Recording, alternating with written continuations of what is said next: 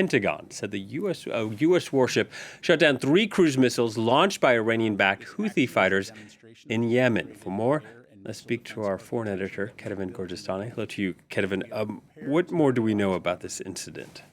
Well, what Pat Ryder, the Department of Defense spokesperson, said was that the missiles that were shut down appeared to be heading for Israel. But he did have a caveat about that, saying that the investigation as to what exactly happened was still ongoing. But their initial assessment is that given the trajectory of those missiles, the aim was to target Israel. And according to several sources in the Pentagon, this was not aimed at the Americans. So it looks like this could be the first shots fired by the Americans in defense of Israel since the start of this latest conflict.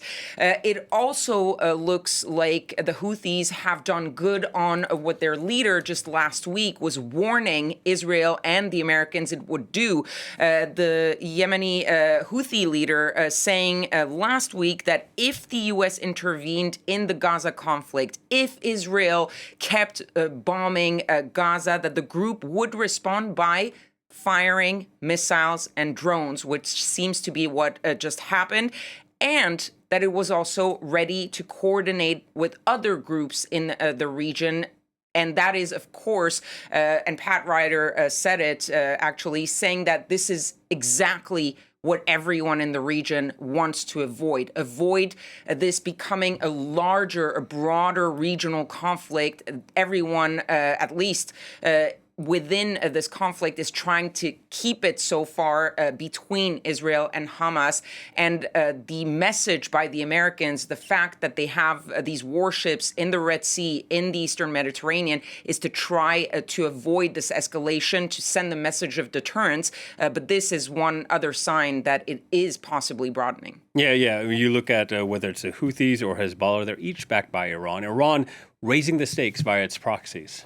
Yes, and there have been some warnings from different leaders, whether it's the president or the supreme leader, saying that no one will stop the forces of the resistance and that the proxies will be able to attack from all sides. And you mentioned Hezbollah in Lebanon, Hamas in Gaza, the Houthi rebels in Yemen. But there are other groups also aligned with Iran, whether it's in Iraq or in Syria. And over the past week, really, we've seen multiple attacks on U.S. and coalition bases in Syria and in Iraq, claimed by these small groups allied with Iran. And these groups saying that they were in part in reaction to what is happening in Gaza and to the U.S.'s support for Israel. So you have Tuesday, 3 drones against 2 bases in Iraq where the U.S. trains forces. Wednesday and Thursday, there were other drones and rockets fired at an airbase in western Iraq and also at a base with a U.S. presence in southern Syria. And just overnight, though this has yet to be officially confirmed, but there are reports that there was yet another rocket attack on U.S. and coalition center near the Baghdad International Airport. So you're really seeing not broad conflicts, but these small skirmishes, this really escalation in the number of rockets, the number of missiles fired in that region. And of course, all of these groups backed by Iran, and Iran not getting involved directly just yet, but clearly showing its presence and its force through its proxies.